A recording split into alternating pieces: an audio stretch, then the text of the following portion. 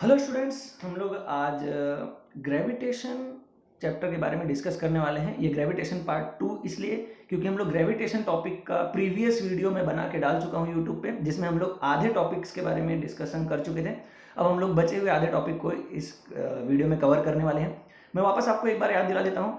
ये Maharashtra state board का 10th standard का साइंस 1 का फर्स्ट चैप्टर है, ठीक है।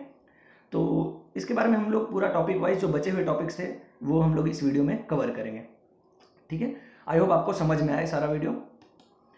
चलो, इस वीडियो में हम लोग जो टॉपिक्स कवर करने वाले हैं उसमें पहला टॉपिक है Newton's universal law of gravitation, यानी कि ये हम लोग ने पिछले वीडियो में कवर किया था। इसमें सिर्फ मैं आपको ये बताने वाला हूँ न्यूटन ने अपने यूनिवर्सल लॉ में, ग्रेविटेशन के लॉ में किस प्रकार कैसे केपलर्स लॉ का यूज किया हुआ है, ठीक है। कैसे केपलर्स लॉ को यूज किया प्रूफ करने के लिए कि ग्रेविटेशन लॉ क्या होता है, ठीक है। उसके बाद सेकेंड टॉपिक हमारा होगा acceleration due to the gravitational force of earth. Earth का जो ग्रेविटेशनल फोर्स है उसकी वजह से जो एक्सेलरेशन होता है, एक्सेलरेशन यानी कि क्या, जब कभी भी कोई फोर्स अप्लाई होता है किसी चीज पे तो वो वहां से मूव करता है, कोई भी ऑब्जेक्ट मूव करता है। और ये न्यूटन का सेकेंड लॉ में बताया गया था कि जब कोई भी पार्टिकल, कोई भी ऑब्जेक्ट जब मूव करेगा तो उसमें एक्सेलरेशन होगा, ठीक है। तो जो ग्रेविटेशनल फोर्स की वजह से अर्थ पे कैसे एक्सेलरेशन होता है ये हम लोग इस टॉपिक में डिस्कस करने वाले हैं। हमारा थर्ड टॉपिक होगा फ्री फॉल। फ्री फॉल यानी कि जैसे कि आप ये वर्ड, ये नाम आपको खुद इंडिकेट करता है कि कोई भी चीज बिना प्रेशर, बिना किसी प्रेशर के लगा कंटिन्यू गिर रही है, उसी को हम लोग बोलते हैं फ्री फॉल। इसके बारे में डिटेल में हम लोग स्टडी करेंगे। उसके बाद स्केप वेलोसिटी। स्केप मतलब आप जानते हो भागना, निकल जाना, बाहर निकल जाना, ठीक है। तो एक ऐसी वेलोसिटी के बारे में स्टडी करने वाले हैं जिसकी वजह से हम लोग अर्थ के ग्रेविटी से क्या कर सकें, बाहर निकल सकें, ठीक है। इसको डिटेल में हम लोग आगे पढ़ने वाले हैं। तो स्टार्ट करते हैं student. First, Newton's universal law of gravitation, ठीक है, यानी कि न्यूटन का वैश्विक गुरुत्वाकर्षण का नियम। न्यूटन ने ये यूनिवर्सल ग्रेविटी की थियोरी पूरे वर्ल्ड के सामने लाई कि अर्थ के पास जो ग्रेविटेशनल पावर है, ठीक है, वो सभी अर्थ पे जितने भी ऑब्जेक्ट्स हैं उनको अपनी तरफ अट्रैक्ट करता है। और उन्होंने बाद में आगे चलकर ये बोला कि पूरी दुनिया में, पूरे यूनिवर्स में जितने भी ऑब्जेक्ट हैं वो सारे ऑब्जेक्ट एक दूसरे को अट्रैक्ट करते हैं एक सर्टेन पावर से, ठीक है। तो इसके बारे में उन्होंने हमें एक पूरा थियोरी बताया जिसको हम लोग बोलते हैं थियोरी ऑफ यूनिवर्सल ग्रेविटी। तो इस थियोरी में उन्होंने बताया कि कैसे पूरी दुनिया में जितने भी ऑब्जेक्ट हैं वो एक दूसरे को अपनी तरफ अट्रैक्ट करते हैं। और इसके साथ साथ उन्होंने बताया कि ये जो दोनों को अट्रैक्ट करने का जो फोर्स है वो दोनों के मास पे डायरेक्टली डिपेंडेंट है, ठीक है। वो दोनों के किस पे डिपेंडेंट है, मास पे डायरेक्टली डिपेंडेंट है। और इनवर्सली प्रोपोर्शनल किसके है, उनके डिस्टेंस पे।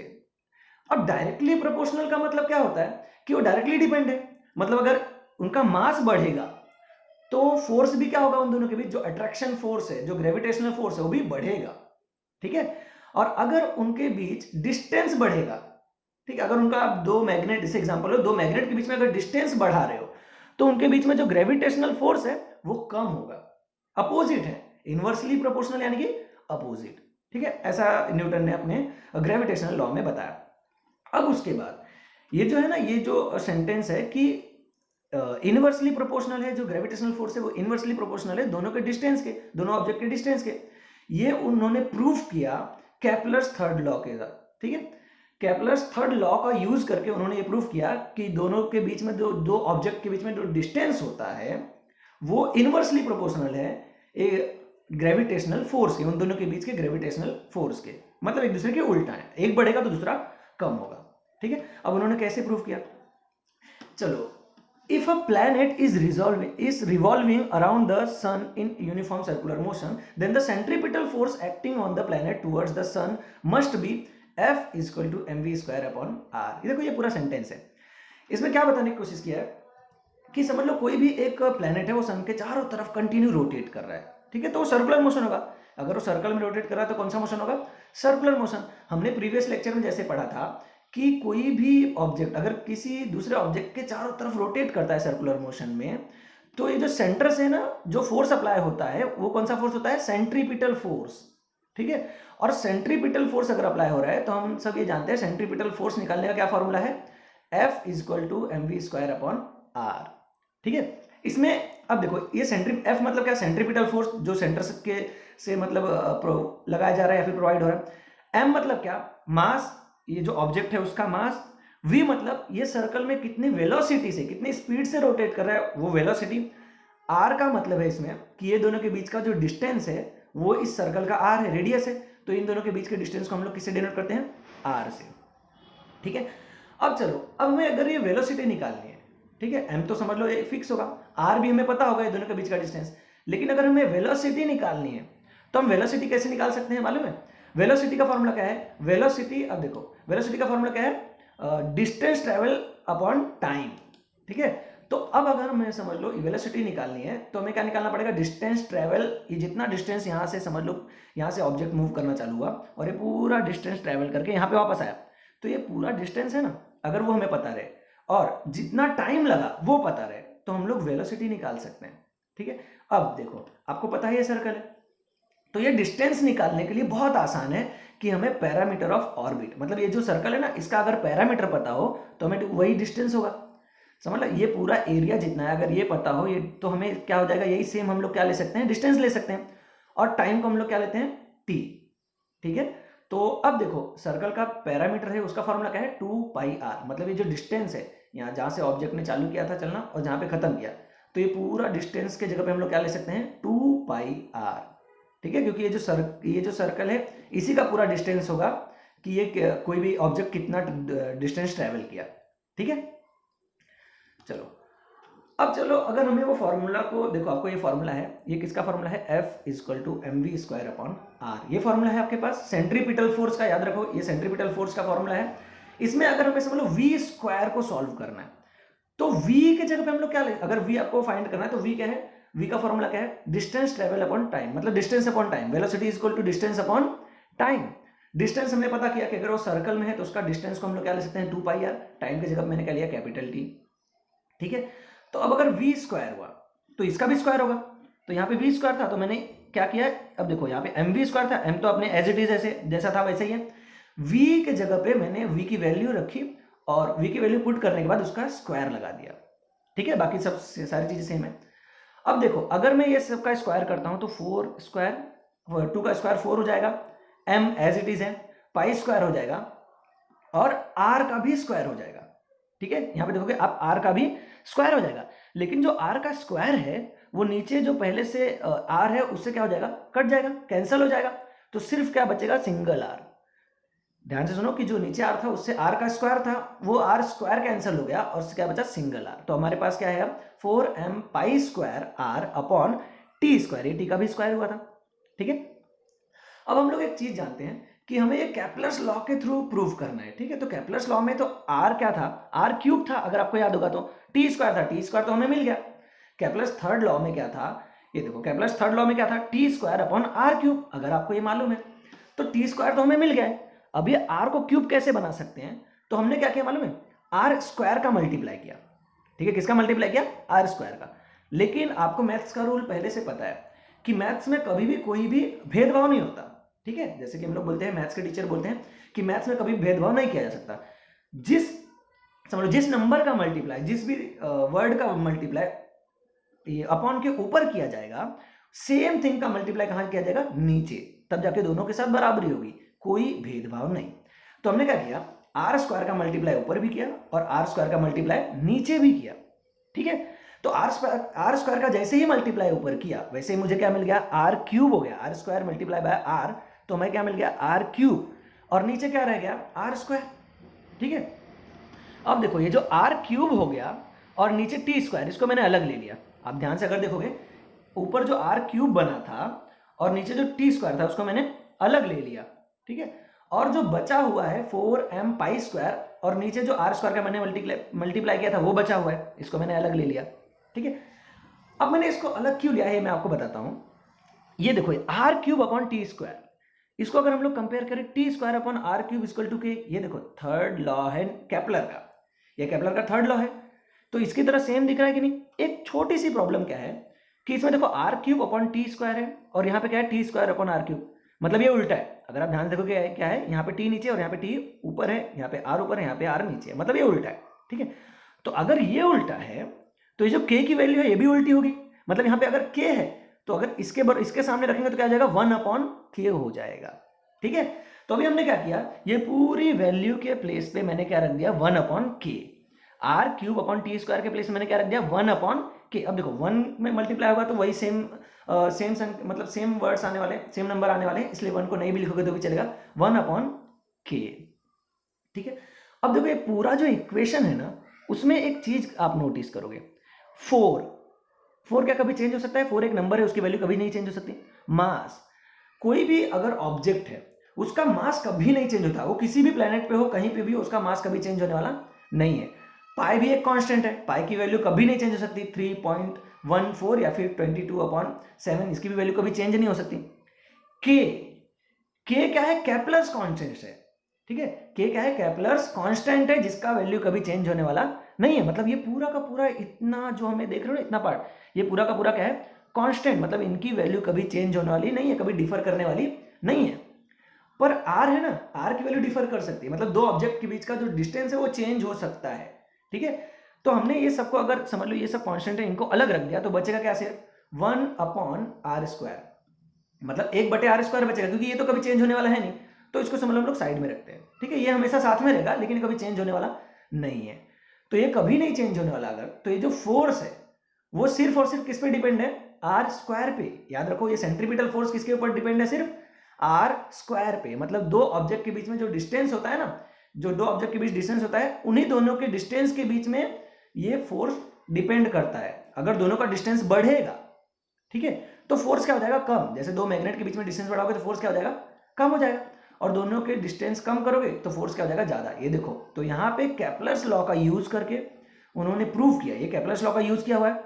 तो केप्लर्स लॉ और सेंट्रीपिटल लॉ, ये दोनों को यूज करके न्यूटन ने क्या प्रूव किया कि फोर्स है वो दोनों के डिस्टेंस यानी कि आर के ऊपर डिपेंड करता है। लेकिन कैसा डिपेंड करता है? अपॉन में है, यानी कैसा डिपेंड करता है? इनवर्सली प्रोपोर्शनल है। तो इतना समझ में आया सबको? चलो आगे बढ़ते हैं। अब अगला हमारा टॉपिक है acceleration due to the gravitational force of earth. ठीक है, अब एक्सेलरेशन यानी कि क्या? कि कोई भी अगर ऑब्जेक्ट एक सर्टेन स्पीड में कंटिन्यू आगे की तरफ बढ़ रहा है, या फिर वो स्पीड चेंज हो रहा है, कम हो रहा है कि ज्यादा हो रहा है, उससे फर्क नहीं पड़ता। एक्सेलरेशन का मतलब क्या होता है? स्पीड में चेंज, वो चाहे कम हो और चाहे ज्यादा हो। ठीक है, तो हम लोग इसमें यही पढ़ने वाले हैं कि एक्सेलरेशन वो भी सिर्फ ग्रेविटी की वजह से, मतलब किसी ऑब्जेक्ट को स्पीड मिल रही है, ठीक है, तो और वो भी सिर्फ और सिर्फ किसकी वजह से? ग्रेविटेशनल फोर्स की वजह से, किसी और कोई और फोर्स अप्लाई नहीं हो रहा है, तो हम लोग क्या उसको बोलेंगे? Acceleration due to the gravitational force of earth. ठीक है, अब चलो, आपको ये चीज तो पता है कि अर्थ के ऊपर जितने भी ऑब्जेक्ट हैं वो क्या, उन सब ऑब्जेक्ट को अर्थ क्या कर रहा है? अपनी तरफ अट्रैक्ट कर रहा है। ठीक है, और एक बात और आपको ध्यान में रखने लायक है कि अर्थ पे जितने भी ऑब्जेक्ट है ना, उनका जो डायरेक्शन रहता है अट्रैक्शन का, मतलब एक ग्रेविटेशनल फोर्स का जो डायरेक्शन है वो कहाँ है? सेंटर की तरफ है। ठीक है, आपको हमने पहले ही पढ़ा है कि जो ग्रेविटेशनल फोर्स है ना, वो टुवर्ड्स द कहाँ होता है? सेंटर। मतलब अर्थ है वो सबको अपने टुवर्ड्स द कहाँ पे अट्रैक्ट करता है? Towards the centre. यानी कि अब अर्थ पे किसी भी प्लेस पे कोई भी एक सर्टेन डिस्टेंस से कोई भी चीज गिराओगे तो वो कहाँ जाने वाला है? सीधा आने वाला है, क्योंकि वो सेंटर की तरफ जाएगा। सीधा आने वाला है कि यानी कि सरफेस से 90 डिग्री पे वो गिरने वाला है, वर्टिकली। ठीक है, तो ये चीज हमें पता है। आगे बढ़ते हैं। अब देखो, ये जो ग्रेविटेशनल फोर्स कैसे अट्रैक्ट करता है, ये तो हमने देखा कि ग्रेविटेशनल फोर्स कैसे अट्रैक्ट करता है टुवर्ड द सेंटर, यानी कि सीधा। ठीक है, अब अगर हम लोग उसको बात करें कि ग्रेविटेशनल एक्सेलरेशन क्या होता है? एक्सेलरेशन यानी कि जो स्पीड में चेंज होता है। ठीक है, तो अगर न्यूटन सेकेंड लॉ की बात करें तो इसमें क्या न्यूटन ने बताया है? According to the Newton second law, motion of force acting on a body results in acceleration. मतलब अगर हम लोग कोई फोर्स अप्लाई कर रहे हैं हम लोग किसी ऑब्जेक्ट पे, तो वो मोशन में आएगा, और अगर मोशन में आएगा तो न्यूटन ने कहा कि अगर कोई ऑब्जेक्ट मोशन में रहता है मतलब उसमें एक्सेलरेशन होता है। एक्सेलरेशन यानी क्या? या फिर तो उसकी स्पीड बढ़ेगी या फिर तो कम होगी।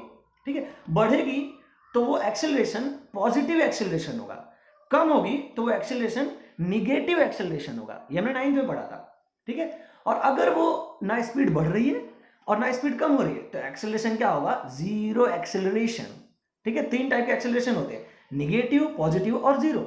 ठीक है, चलो, तो अब देखो, ये जो ग्रेविटेशनल फोर्स की वजह से जो स्पीड बढ़ती है उसकी वैल्यू हम लोग क्या बोलते हैं? उसको हम लोग स्मॉल जी से डिनोट करते हैं। याद रखो कि ग्रेविटेशनल एक्सेलरेशन को, मतलब एक्सेलरेशन का आपको मालूम है, एक्सेलरेशन हम लोग ए से डिनोट करते हैं। ठीक है, एक्सेलरेशन किससे डिनोट करते हैं? ए से, स्मॉल ए से। लेकिन अगर वो एक्सेलरेशन ग्रेविटेशनल फोर्स की वजह से हो तो उसे किससे डिनोट करेंगे? स्मॉल जी से। हमारे पास एक और कैपिटल जी है, कैपिटल जी यानी कि ग्रेविटेशनल कांस्टेंट है वो, स्मॉल जी यानी कि ग्रेविटेशनल एक्सेलरेशन, दोनों में बहुत डिफरेंस है, ठीक है। अब स्मॉल जी का वैल्यू हमें पहले से पता है 9.77, ठीक है। ये कैलकुलेटेड वैल्यू है, मतलब इसको कैलकुलेशन करके फाइंड किया गया है, ठीक है। कई सारे प्रैक्टिकल और कई सारे कैलकुलेशन करके इसको फाइंड किया गया है, जो क्या है 9.77, ठीक है। अब ये जो ग्रेविटेशनल फोर्स है ना, ग्रेविटेशनल एक्सेलरेशन है, वो भी किसकी तरफ होता है? सेंटर की तरफ। याद रखो, अगर कोई चीज सेंटर की तरफ जा रही है तो उसका स्पीड में चेंज या फिर स्पीड में जो भी पॉजिटिव चेंज है, नेगेटिव चेंज है, वो किसकी तरफ होगा? सेंटर की तरफ होगा, ठीक है। तो यानी कि मेरा कहने का मतलब जो एक्सेलरेशन है ना, जो त्वरण है, हिंदी में इसको क्या बोलते हैं? त्वरण। तो ये जो त्वरण है ना, वो भी किसकी तरफ होगा? सेंटर की तरफ ही होगा, केंद्र की तरफ ही होने वाला है, ठीक है। अब एक और चीज बात करते हैं कि ये जो एक्सेलरेशन यानी कि त्वरण है, गुरुत्वीय त्वरण है, जो ग्रेविटी का एक्सेलरेशन है, वो किसके ऊपर डिपेंड करता है? मास के ऊपर, ठीक है। मतलब अगर मास ज्यादा हुआ तो एक्सेलरेशन ज्यादा होगा, और मास कम हुआ तो एक्सेलरेशन कम होगा, ठीक है। और किसके ऊपर डिपेंड करता है? रेडियस के ऊपर। रेडियस यानी कि केंद्र से, पृथ्वी के सेंटर से ऑब्जेक्ट का जो डिस्टेंस है ना, उसके ऊपर डिपेंड करता है कि कितना तेजी से अर्थ है उसको अपनी तरफ अट्रैक्ट करेगा। तो ध्यान रखिए कि ग्रेविटेशनल एक्सेलरेशन यानी कि गुरुत्वीय त्वरण किसके ऊपर डिपेंड करता है? मास और रेडियस के, द्रव्यमान और त्रिज्या के ऊपर, दोनों के बीच के डिस्टेंस के ऊपर ही डिपेंड करता है। It does not depend on the properties of the object. मतलब वो कोई भी ऑब्जेक्ट हो, वो चाहे कोई प्लास्टिक हो, चाहे कोई मेटल हो, चाहे कोई भी नॉन मेटल हो, कोई भी चीज हो, कोई भी ऑब्जेक्ट हो, उसके प्रॉपर्टी पे नहीं डिपेंड करता कि ग्रेविटेशनल फोर्स कितना अट्रैक्ट करेगा। पूरे वर्ल्ड में जितने भी, पूरे यूनिवर्स में जितने भी ऑब्जेक्ट हैं, ग्रेविटेशनल फोर्स सबके लिए सेम है, ठीक है। उनके प्रॉपर्टी पे नहीं डिपेंड करता कि वो किससे बना हुआ है। डिपेंड किस पे करता है? उनके मास पे, ठीक है। डिपेंड किस पे करता है? उन दोनों ऑब्जेक्ट के डिस्टेंस पे, ठीक है। तो ये एक इंपॉर्टेंट चीज याद रखना कि दोनों किस कैसे भी हों, अगर आप एक प्लास्टिक का कोई भी ऑब्जेक्ट गिराओगे और एक मेटल का ऑब्जेक्ट गिराओगे तो ग्रेविटेशनल फोर्स दोनों पे सेम अप्लाई होगा अर्थ पे, 9.77। फर्क नहीं पड़ने वाला कि वो क्या है। हाँ, मास याद रखो, मास एक इंपॉर्टेंट चीज है।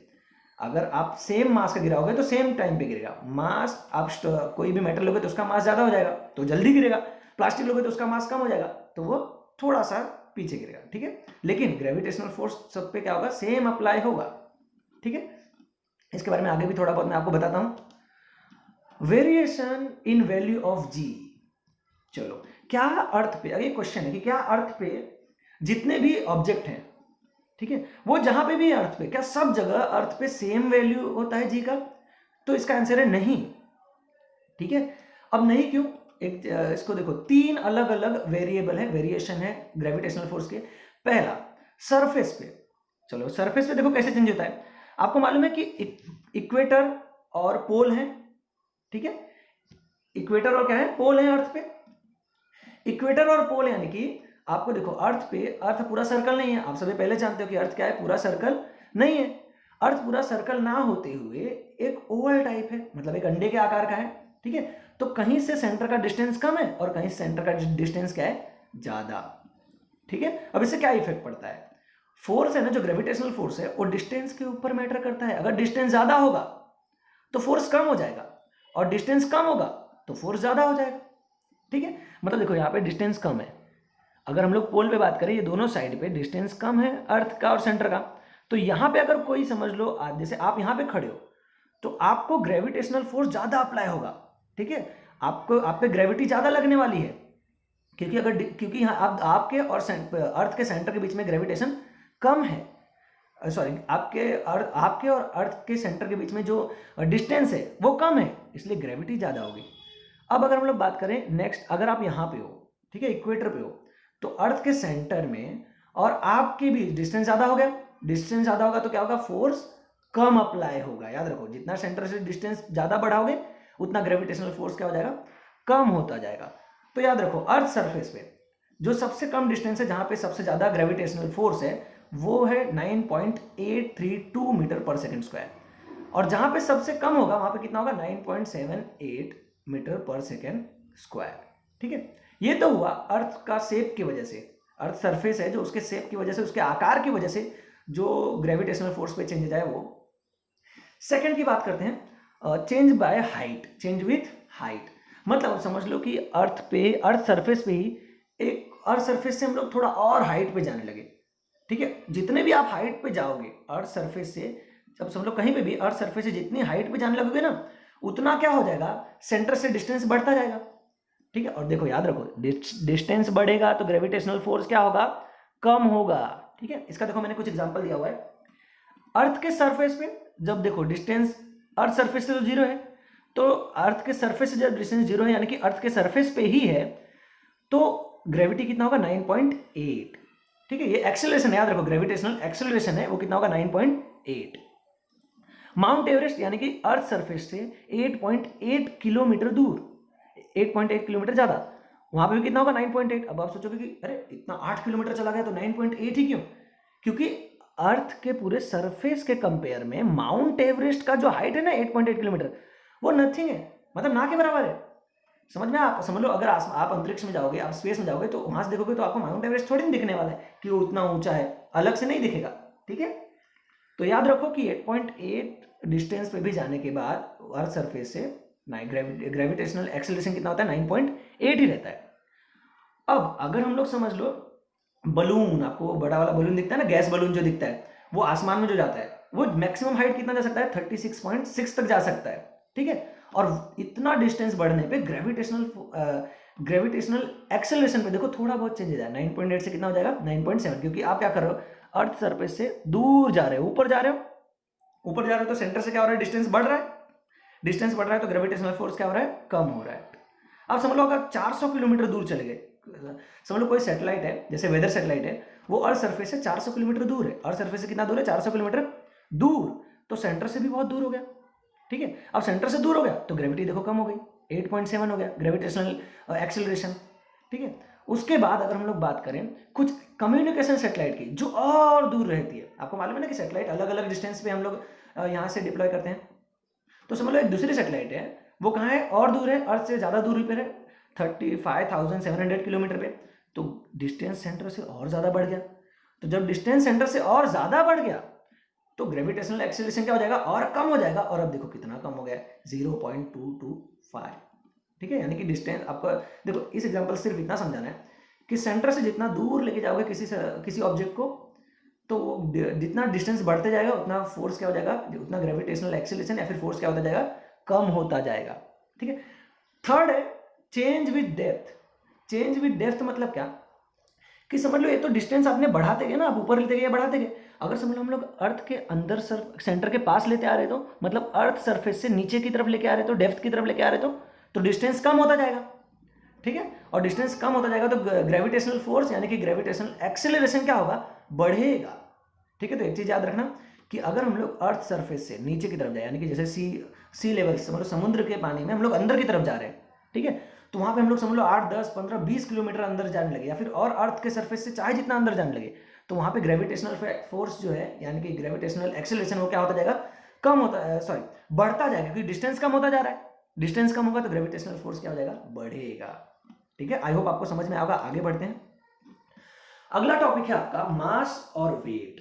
देखो मास और वेट, आपने मास तो सुना होगा ना कि हम लोग कंपेयर कर रहे हैं हर बार मास को, कि आपको जब भी कोई भी ग्रेविटी का फोर्स अप्लाई देखना है तो उसमें हम लोग m1 m2 लेते हैं, मतलब मास लेते हैं। लेकिन मास और वेट में अक्सर सब लोग कंफ्यूज होते हैं। वेट यानी कि भार, यानी कि वजन, जिसको आप बोलते हैं ना कि आपका वजन कितना है, जो हम लोग वजन नापते हैं वो क्या है, वेट है। पूछते ना वेट कितना है, वो आपका वेट है, मास नहीं है वो। ठीक है, तो मास और वेट में क्या डिफरेंशिएशन है या फिर क्या डिफरेंस है, वो थोड़ा सा मैंने आपको एक्सप्लेन करने की कोशिश की है, ज़्यादा डिटेल आपको नोटबुक में मिलेगी। चलो फर्स्ट, मास क्या है।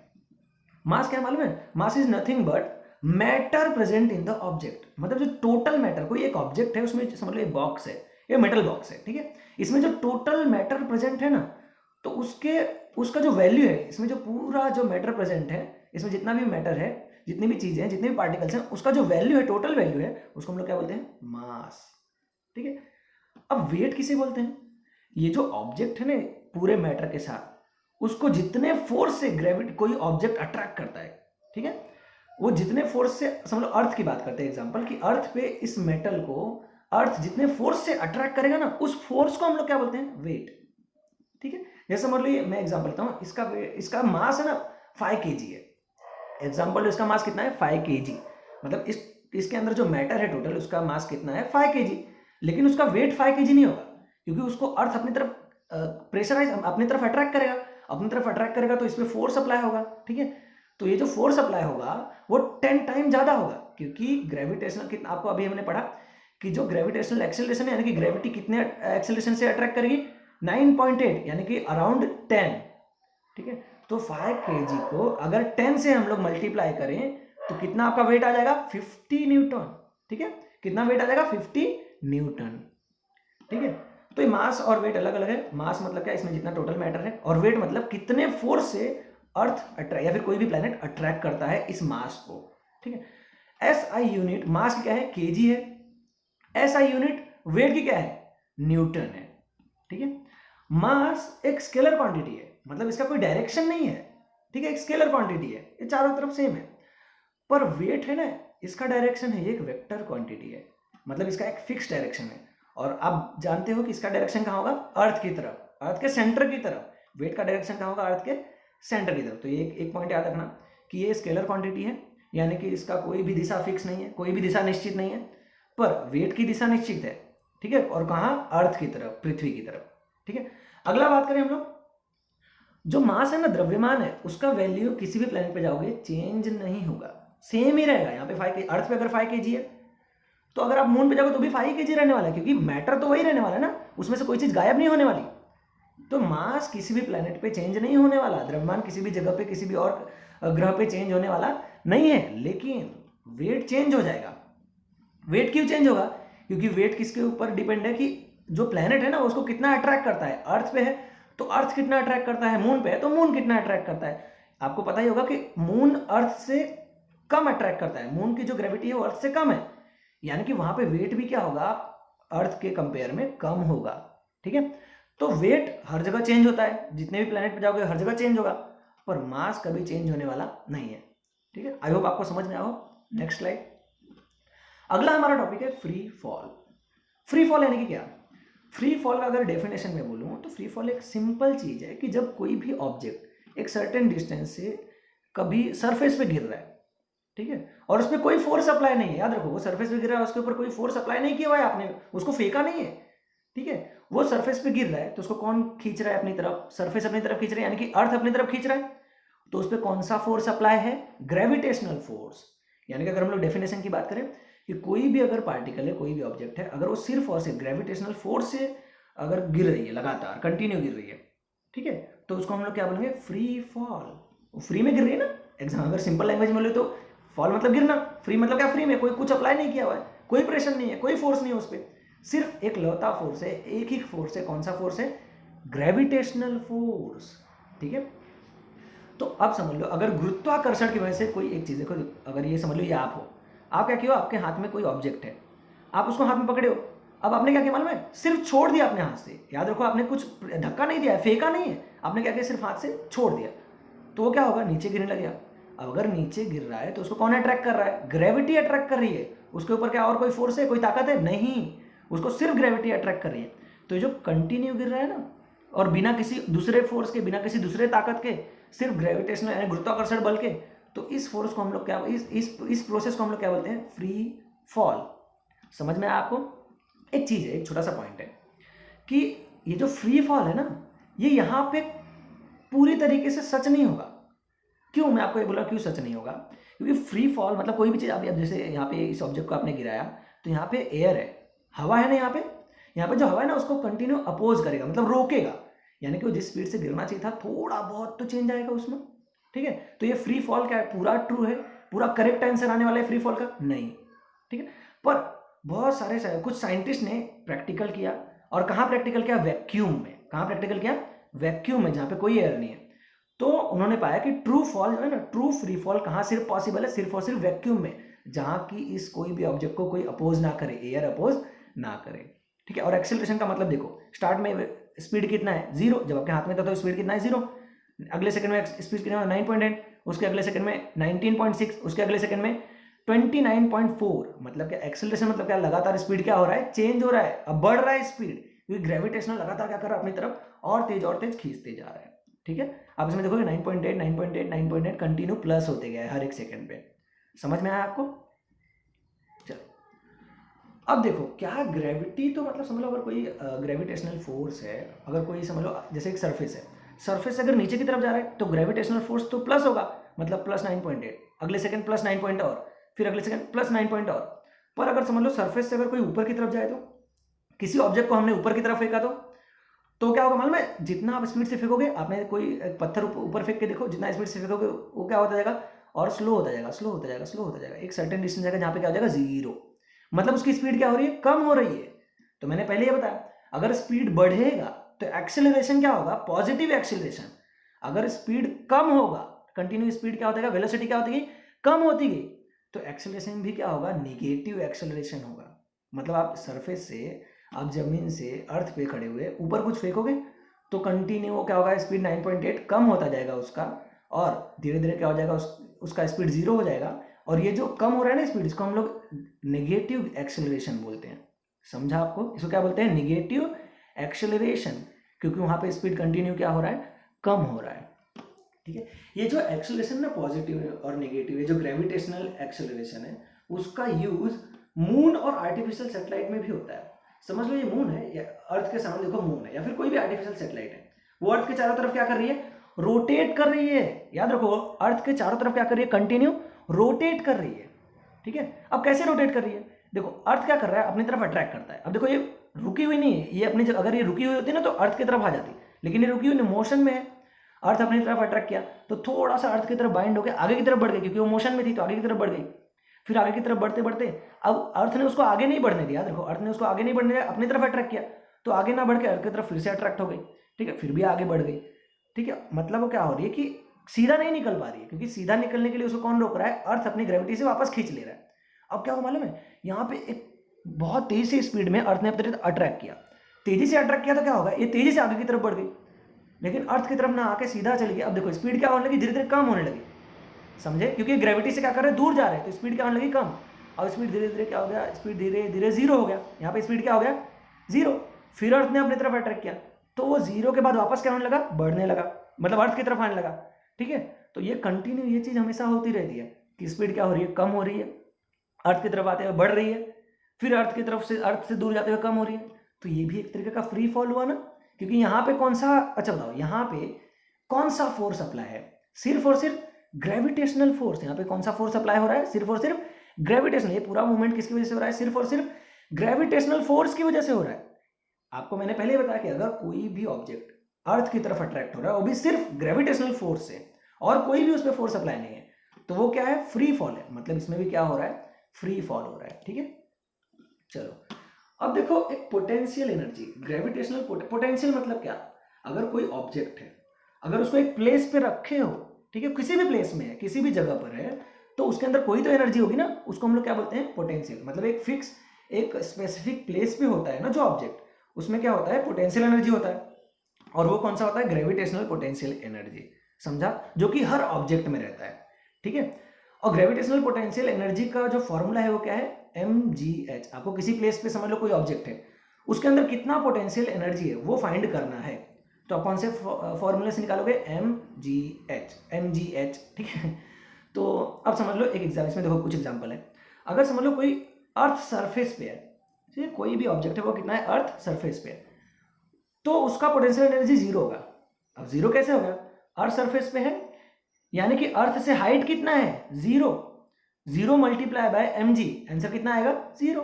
ये आपने 9th में पढ़ा है, याद रखो कि अगर आपको इसको ज़्यादा क्लियर करना हो तो आप 9th का टेक्स्ट बुक में देख सकते हो कि अर्थ सरफेस पे हाइट क्या होगा ऑब्जेक्ट का, अर्थ से जीरो। अब ये जीरो का मल्टीप्लाई mg में करेंगे तो टोटल क्या हो जाएगा, जीरो, यानी कि अर्थ सरफेस पे पोटेंशियल एनर्जी क्या आएगा, जीरो।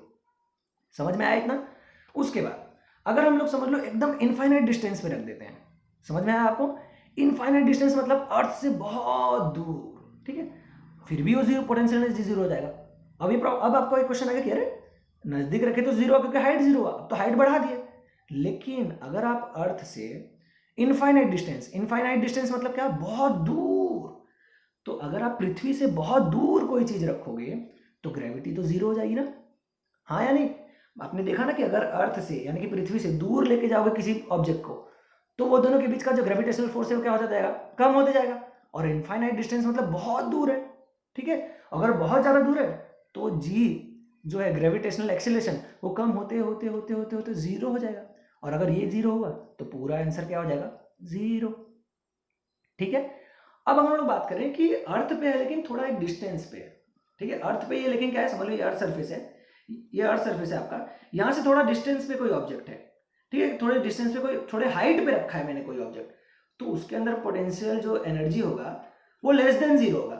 लेस देन जीरो यानी कि निगेटिव। अब निगेटिव कैसे होगा, देखो यहाँ से तो हाइट होगी, ठीक है, मास भी उसका होगा, मास तो कभी चेंज होने वाला है नहीं, लेकिन जो ग्रेविटेशनल फोर्स है ना, अब देखो अर्थ सरफेस के अपोजिट में गया है, अर्थ सरफेस में क्या कहाँ गया है, अपोजिट में, इसलिए उसका ग्रेविटेशनल फोर्स क्या होगा, निगेटिव, इसलिए पूरा पोटेंशियल एनर्जी क्या हो जाएगा, निगेटिव, ठीक है। चलो ये तो था पोटेंशियल एनर्जी, आपने 9th पढ़ा था। अगला टॉपिक है आपका स्केप वेलोसिटी। स्केप वेलोसिटी यानी कि मुक्त वेग। अब देखो स्केप क्यों बोलते हैं, स्केप मतलब क्या, भाग जाना, छोड़ जाना, निकल जाना, बाहर निकल जाना, ठीक है। अब समझ लो आपने एक बॉल को ऊपर की तरफ फेंका, ठीक है, अब ऊपर की तरफ फेंका तो धीरे धीरे समझ लो, अब समझने एक बॉल लिया हमने ऊपर की तरफ फेंका तो एक स्पीड में फेंका ऊपर की तरफ, अब धीरे धीरे वो स्पीड क्या होती जाएगी, अब उसको ग्रेविटी अट्रैक्ट कर रहा है ना, तो आपका स्पीड धीरे धीरे क्या होता जाएगा, कम होता जाएगा, कम होता जाएगा। अब क्या हो जाएगा, कम होते होते कहीं ना कहीं आके स्पीड क्या हो जाएगा, जीरो। अब वो स्पीड जीरो होने के बाद वापस क्या हो जाएगा, अर्थ की तरफ गिरेगा। यानी कि आपने जितना भी स्पीड में फेंका था वो कभी ना कभी तो जीरो होने वाला है, किसकी वजह से, ग्रेविटेशनल फोर्स ऑफ अर्थ की वजह से, ठीक है।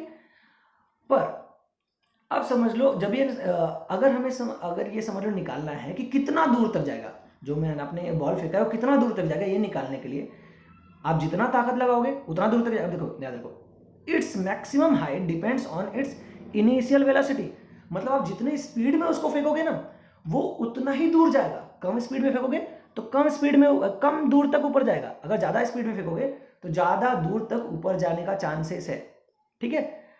तो ये पूरा का पूरा किस पे डिपेंड है, आपकी वेलोसिटी पे, आपके ताकत पे, फोर्स पे, ठीक है। अब एक चीज़ में देखो, एक मैथमेटिक कैलकुलेशन है, ये इक्वेशन आपने मोशन ऑफ इक्वेशन में आपने 9th में देखा था। तो चलो इस इक्वेशन के अगर थ्रू हम लोग सॉल्व करने की कोशिश करेंगे कितना डिस्टेंस हमें मिल सकता है। एस मतलब डिस्प्लेसमेंट है, तो अर्थ से हम लोग अगर बॉल को फेंकेंगे तो कितना डिस्प्लेसमेंट होगा, ये निकालने के लिए इक्वेशन यूज करते हैं। अब देखो v क्या है, फाइनल वेलोसिटी है, मतलब अब देखो यहाँ से बॉल फेंके तो लास्ट में जाके कितना होने वाला है, जीरो तो होने वाला है एक प्लेस पे, ठीक है। तो v क्या होने वाला है, जीरो। अब a क्या है मालूम है, a मतलब एक्सेलरेशन, a मतलब क्या, एक्सेलरेशन। अब ये ग्रेविटी का एक्सेलरेशन है ना, अर्थ से आप फेंक रहे हो तो एक्सेलरेशन कौन सा होगा, ग्रेविटी का, इसलिए हम लोग उसको कह लेंगे g। अब माइनस जी क्यों लिया आपको पता है, आप सबको अभी मैंने पहले ही बताया कि अगर पृथ्वी के उल्टी तरफ यानी कि ऊपर की तरफ आएगा, विरुद्ध, ठीक है, पृथ्वी के अपोजिट साइड में अगर जाएगा तो ग्रेविटेशनल फोर्स क्या होगा, माइनस में होगा। अगर पृथ्वी की तरफ गिर रहा है तो ये जी क्या हो जाएगा, प्लस में। तो आपने तो बॉल ऊपर फेंका है ना, तो इसलिए जी क्या हो जाएगा, माइनस में, ठीक है। अब देखो हमने चेंज कर दिया, वी की जगह क्या रख दिया, जीरो, जो वैल्यू आपको बताया मैंने। ए की जगह क्या रख दिया, जी, वो भी माइनस में, ठीक है। अगर हम लोग इसको सॉल्व करें, ठीक है, इसको सॉल्व करने के लिए हम लोग ने क्या किया कि आपने ज़्यादा कुछ नहीं, आपने क्या किया, ये जो इसको यहाँ पे लेके गए, u2 को यहाँ पे लेके, u स्क्वायर को यहाँ पे लेके गए, ठीक है, ये u2 नहीं सॉरी u स्क्वायर है, u स्क्वायर को यहाँ पे लेके गए, 2 को भी यहाँ आपने दूसरे साइड लेके गए, ठीक है, और g को भी आपने क्या किया, दूसरे साइड लेके गया। समझ में आ रहा है आपको, बचा कौन, सिर्फ अकेला s। अब देखो ये जो g है ना, इस g ने यहाँ पे 2 के साथ मल्टीप्लाई किया था, तो अब दूसरे साइड में जाके क्या करेगा, 2 के साथ डिवाइड करेगा, इसलिए क्या है, s equal to u square divide by g. समझा इतना आपको, ये कहाँ से आया, ये देखो v तो गायब हो गया क्योंकि v क्या है, जीरो, लास्ट में वेलोसिटी क्या होने वाली, जीरो होने वाली है, इसलिए क्या होने, v को हमने हटा दिया। बचे हुए इस चीज़ को हम लोग ने मैथमेटिकली जब सॉल्व किया तो ये इक्वेशन में क्या मिला, s is equals to u square upon g, ठीक है। अब अगर हम लोग बात करें, ये जो स्केप वेलोसिटी है उसका क्या यूज है, ठीक है, क्या हम लोग बॉल ही फेंकने वाले क्या बाहर, और क्या उतना से, देखो कभी ना आपने जैसे हमने पढ़ा कि बॉल को फेंकोगे तो कभी ना कभी जीरो हो जाएगा, फिर वो नीचे गिरेगा, उसको नीचे कौन खींच रहा है, या फिर कम कौन कर रहा है स्पीड, उसकी स्पीड कम कौन कर रहा है, अर्थ उसकी स्पीड कम कर रही है, ठीक है। इतना समझ में आया आपको। चलो अब देखो, आपको ये पता है कि आप एक अगर अर्थ सरफेस पे से ऊपर की तरफ कुछ भी भेज रहे हो, ठीक है, आपने एक बॉल फेंका तो धीरे धीरे क्या हो गया, उसका वेलोसिटी क्या हो गया, कम होने लगा, क्योंकि अर्थ उसको अपनी तरफ अट्रैक्ट करी है, तो धीरे धीरे एक सर्टेन पॉइंट पे जाके वापस उसको अर्थ पे गिरना है। अब समझ लो, आप अपने आप को साइंटिस्ट समझो, आपके दिमाग में क्या आया कि आपने अर्थ सरफेस से आपको ऐसा इतना डिस्टेंस फेंकना है ना कि अर्थ उसको खींच ही ना पाए वापस। समझ में आया आपको? तो ये कभी ना कभी तो एक किसी साइंटिस्ट के दिमाग में आया होगा कि हम क्या करें, मतलब एक ऐसा कितना फोर्स अप्लाई करें, ठीक है, कि उतना वेलोसिटी में वो अर्थ की ग्रेविटी से ही बाहर चला जाए और फिर क्या हो कि वो अर्थ की ग्रेविटी से बाहर जाने के बाद वापस अर्थ की तरफ अट्रैक्ट ना हो। ठीक है, अब वो हमें स्पीड निकालना था, वो हमें फोर्स निकालना था कि हम कितने फोर्स में भेजें ऊपर की तरफ कि वो अर्थ ग्रेविटी से, जो आपका बॉल था या फिर जो भी कोई भी ऑब्जेक्ट है, वो अर्थ की ग्रेविटी से बाहर चला जाए। ठीक है, अब जो स्पीड में, जो वेलोसिटी में हम लोग किसी भी ऑब्जेक्ट को अर्थ सरफेस से बाहर फेंकने वाले हैं, ठीक है, अर्थ सरफेस से अर्थ की ग्रेविटी से बाहर निकालने वाले हैं, अर्थ की ग्रेविटी से वो स्केप होने वाला है, उस वेलोसिटी को हम लोग क्या बोलते हैं, स्केप वेलोसिटी। ठीक है, वापस एक बार मैं छोटे से वर्ड में छोटे सेंटेंस में बताने की कोशिश करता हूँ कि जिस वेलोसिटी से आप किसी ऑब्जेक्ट को अर्थ से, ठीक है, अर्थ से यहाँ से दूर भेजोगे और वो वेलोसिटी की वजह से क्या कर जाएगा, ये जो पूरा ग्रेविटेशनल फोर्स है उसको पूरा बाहर, ग्रेविटेशनल फोर्स से बाहर निकल जाएगा अगर कोई ऑब्जेक्ट। ठीक है, तो उस स्टार्टिंग वेलोसिटी को हम लोग क्या बोलते हैं, स्केप वेलोसिटी। ठीक है, और सिंपल लैंग्वेज में बोलूँ तो आप इतनी स्पीड में फेंको यहाँ से कोई चीज़ कि वो अर्थ की ग्रेविटी से बाहर चले जाए और वापस ना गिरे, तो वो स्पीड कितनी होनी चाहिए, उसी स्पीड को क्या बोलते हैं, स्केप वेलोसिटी। सिंपल है, आई होप आपको समझ में आया हो। आगे बढ़ते हैं अगले स्लाइड पे।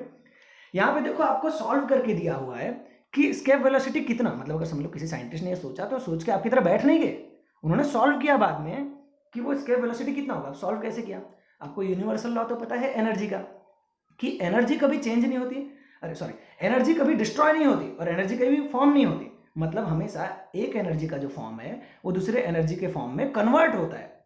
ठीक है, तो अगर इस फॉर्म का हेल्प लेके हम लोग सॉल्व करें तो देखो, एक ये जो E1 है ना, E1 क्या है, जब अर्थ पे आपका ऑब्जेक्ट है, अर्थ सरफेस पे जब आपका ऑब्जेक्ट है, उसको हम लोग ने उसकी एनर्जी को, उसकी टोटल एनर्जी को क्या लिया, E1, और अर्थ से जब बाहर चला गया तो उसमें जो एनर्जी थी उस ऑब्जेक्ट में, उसको हम लोग ने क्या लिया, E2। ठीक है, तो अब E1 इक्वल टू E2, जैसा कि हमारा लॉ कहता है कि कन्वर्जन ऑफ एनर्जी ऑफ का लॉ। ठीक है, अब E1 यानी कि जब वो अर्थ सरफेस पे था तब उसका जो एनर्जी था वो हम लोग ने हाफ mv² से निकाला।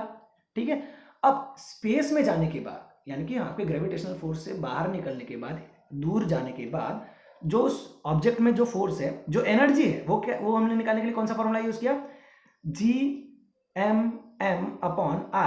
कैपिटल G यानी कि ग्रेविटेशनल कांस्टेंट है, m आपको मालूम है अर्थ का मास है, और सेकेंड m यानी कि ऑब्जेक्ट का मास, और ये r किसको डिनोट करता है, रेडियस को, यानी कि डिस्टेंस को, अर्थ के सेंटर से उस सरफेस के डिस्टेंस को। अब देखो अगर इसको मैं सॉल्व करूं, आपको पता है आप मैथ्स में स्कॉलर हो ही सबके सब, तो मैथ्स में अगर आप देखोगे मैथ्स कैलकुलेशन थोड़ा टफ होता है कुछ लोगों के लिए, मेरे लिए भी है, फिर भी मैं ट्राई करता हूँ। अब देखो ये m से कैलकुलेशन में क्या हुआ, ये m से कैंसिल हो गया। ठीक है, तो अगर ये m से कैंसिल हो गया, आपके पास क्या बचा, अब देखो ये जो 2 था ना, ये 2 यहाँ पे क्या किया, मल्टीप्लाई, नीचे डिवीजन किया है m के साथ। अगर वो दूसरे के साइड जाएगा, ठीक है, अगर वो दूसरे के साइड जाएगा तो क्या हो जाएगा, यहाँ पे डिवीजन किया तो यहाँ पे क्या करेगा, मल्टीप्लाई करेगा। ठीक है, तो आप ध्यान से अगर देखोगे तो यहाँ पे 2 ने क्या किया था, डिवीजन किया था, अब यहाँ पे जाके क्या किया, मल्टीप्लाई किया। तो अब आपको क्या मिला, 2gm, ये m तो कैंसिल हो गया, ये 2 यहाँ से आके यहाँ पे आ गया। ठीक है, सेकेंडली अब ये जो बचा कौन, v²।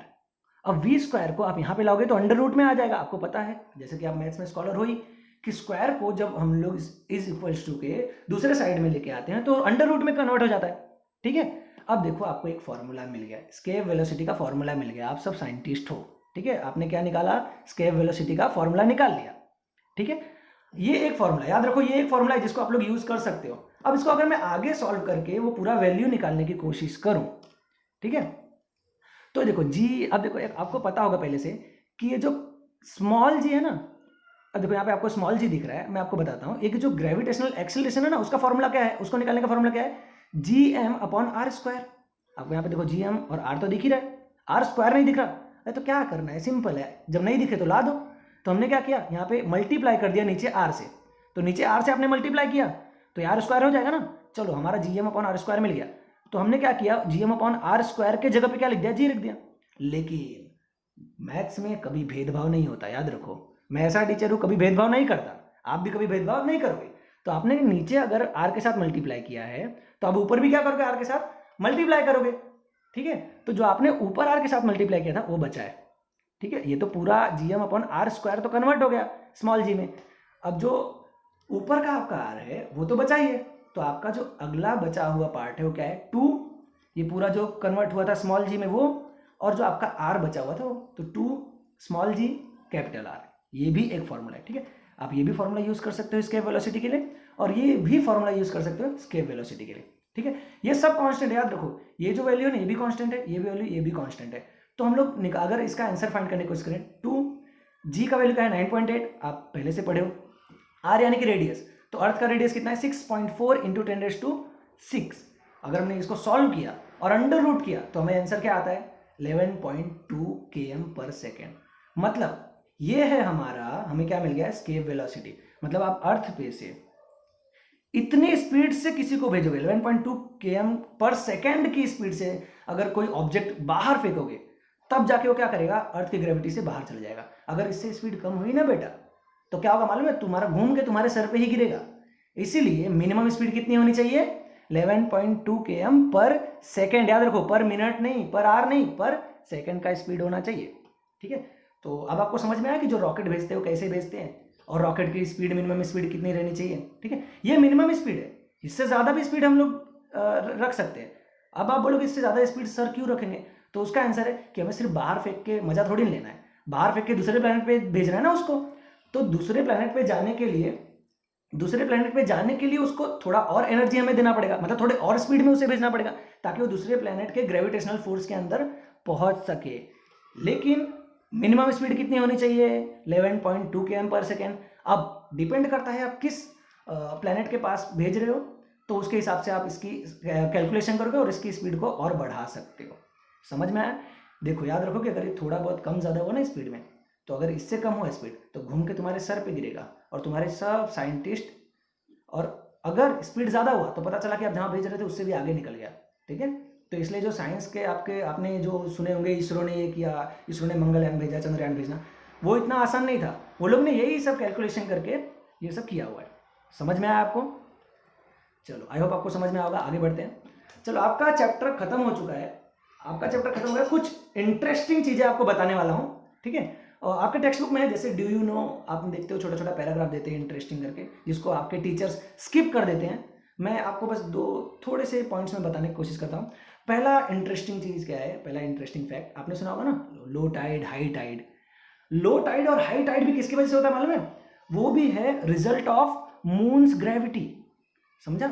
जो अर्थ पे जो आपको मतलब सी वाटर में या फिर समुद्र में जो आपको लो टाइड हाई टाइड दिखता है ना, उसका रीजन कौन है? Gravitational force of moon. उस ग्रेविटेशनल फोर्स की वजह से, मून के ग्रेविटेशनल फोर्स की वजह से अर्थ पे जो वाटर है ना 71% वाटर, वो पूरा अट्रैक्ट होता है। अब आप सोचोगे सर हम भी क्यों नहीं अट्रैक्ट होते, हम भी क्यों ऊपर नीचे नहीं होते? ठीक है, तो इसका आंसर है बेटा, आप एक बड़ा मैग्नेट लो और एक छोटा मैग्नेट लो और बीच में एक मेटल रखो, तो किधर जाएगा मेटल? बड़े मैग्नेट के पास ना, लालची वो भी है ना।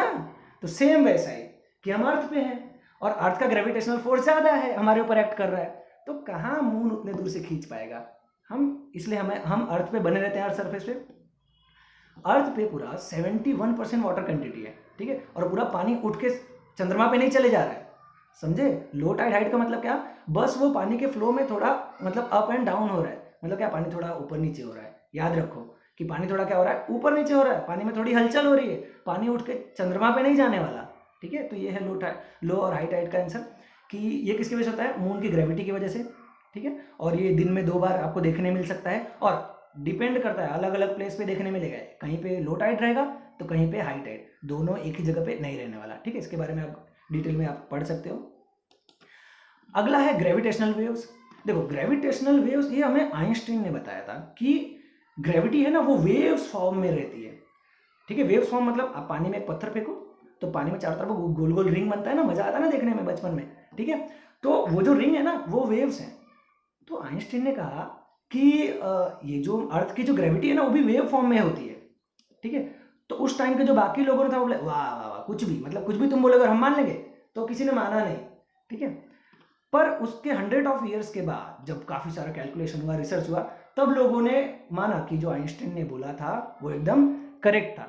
ठीक है, चलो इसके अलावा मैं आपको कुछ चीज़ें बताता हूँ कि आपको मालूम है यूनिवर्स में जितने भी ऑब्जेक्ट है ना, आपको जैसे आपने न्यूज़ में देखा होगा, कई बार कहीं अपने वीडियोस में देखे होंगे कि अर्थ के अलावा और भी प्लैनेट है, इतना दूर कोई प्लैनेट है, ये गैलेक्सी, तो वो सब जाके नहीं देखा है बेटा हम लोग ने। ठीक है, हर एक ऑब्जेक्ट, यूनिवर्स का जो हर एक ऑब्जेक्ट है ना कोई वेव्स रिलीज करता है अपने से। ठीक है, और वो वेव कौन से फॉर्म में होते हैं? गामा रेज के फॉर्म में, X rays, ultraviolet rays, infrared, microwaves, ठीक है, माइक्रोवेव रेज, या फिर रेडियो वेव्स में होते हैं। ठीक है, तो ये सारे वेव जो फॉर्म में है ना, ये कोई ना कोई ऑब्जेक्ट इन सब में से किसी न किसी वेव को फॉर्म करता है। ठीक है, तो समझ लो यूनिवर्स में कोई ऑब्जेक्ट है, वो कोई वेव ऐसा अपनी तरफ से रिलीज कर रहा है। हम लोग अर्थ पे क्या किए मालूम है? हम लोग स्मार्ट है, हम जाने वाले नहीं है। हमने यहाँ पे एक इंस्ट्रूमेंट लगाया जिससे इस वेव को हम लोग क्या करते हैं, कैच कर लेते हैं, और उस वेव से हम लोग अंदाजा लगाते हैं कि वो ऑब्जेक्ट कैसा होगा, कहाँ है, कितना दूर होगा। ठीक है, एक देखो यहाँ पे मैंने आपको नाम भी बता दिया है, LIGO, लीगो। ठीक है, laser interferometric gravitational wave observatory. ठीक है, ये मशीन क्या करता है कि जो वेव, ग्रेविटेशनल वेव है ना, उनको कैच करता है। ठीक है, पहले तो लोगों ने नहीं माना जब आइंस्टीन ने कहा था, लेकिन उसके बाद जब धीरे धीरे रिसर्च होते गए तब हमें पता चला कि जो ग्रेविटी है ना, वो भी इन सब वेव की तरह ही, वो भी एक वेव फॉर्म में ही होती है, और उसको हम लोग मेजर करने के लिए, उसको हम लोग ऑब्जर्व करने के लिए लीगो का यूज कर सकते हैं। ठीक है, तो ये 100 साल बाद, मतलब आइंस्टीन के कहने के लगभग 100 साल बाद सभी ने माना, और काफ़ी रिसर्च के बाद। ठीक है, अब चलो एक और इंटरेस्टिंग चीज़ पे आते हैं। आपको क्या लगता है कि जो जी का वैल्यू है, जैसे हमने अभी पढ़ा, जी का वैल्यू सब जगह क्या सभी चीज़ों पर सेम होता है? ठीक है, तो मैंने आपको अभी थोड़ी देर पहले पढ़ा के बताया था कि हाँ, सब चीज़ों पे सेम होता है। आप प्लास्टिक का चीज़ लो, कपड़े का चीज़, धागा लो, लोहा लो, मतलब कोई भी मेटल लो, नॉन मेटल लो, फर्क नहीं पड़ता, सब पे ग्रेविटी सेम इफेक्ट करने वाली है। ठीक है, तो लेकिन तो मतलब इस पे देखो, इस पे 1590, ऐसा नहीं कि किसी ने प्रैक्टिकल नहीं किया। गैलीलियो ने एक प्रैक्टिकल किया 1519 में। ठीक है, उन्होंने 1590 में एक प्रैक्टिकल किया सेम मास का, याद रखो मास सेम रहना चाहिए। तो सेम मास का दो अलग अलग ऑब्जेक्ट उन्होंने लिया और दोनों को गिरा, एक डिस्टेंस से गिराया।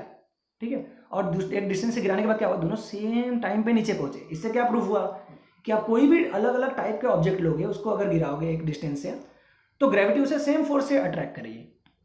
ठीक है, फिर आप जैसे कुछ समझदार लोगों के दिमाग में एक क्वेश्चन आएगा, सर कुछ भी बोलते हो, मैं एक पेज गिराऊं और मैं एक लोहे का वजन, ऐसे याद रखना, मास सेम होना चाहिए। एक मैं पेज गिराऊं, ठीक है, या फिर धागा गिराऊं और सेम मास का मेटल गिराऊं, तो क्या दोनों सेम टाइम में नीचे गिरेगा? तो आप सब स्मार्ट हो। तो इसी स्मार्टनेस का आंसर देने के लिए वापस एक प्रैक्टिकल किया गया। ठीक है, अब देखो दोनों सेम टाइम पे नहीं गिरेगा, मैं बोलता हूँ मेटल पहले गिर जाएगा। रीजन क्या है मालूम है?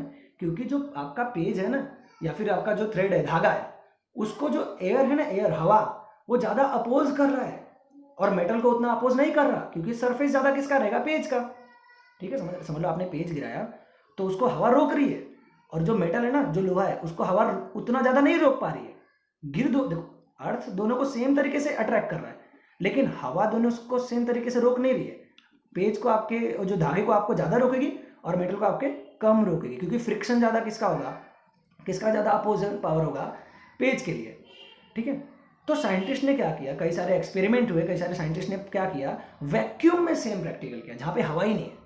तो वहाँ पे उन्होंने देखा कि धागा और मेटल दोनों साथ में गिराए तो सेम टाइम में नीचे पहुंचे। इससे क्या प्रूफ हुआ कि सभी ऑब्जेक्ट के ऊपर ग्रेविटेशनल फोर्स सेम अप्लाई होता है। मतलब आप एक डिस्टेंस से अगर गिराओगे कुछ भी, याद रखो मास सेम होना चाहिए, तो सेम टाइम में ही नीचे पहुंचेगा।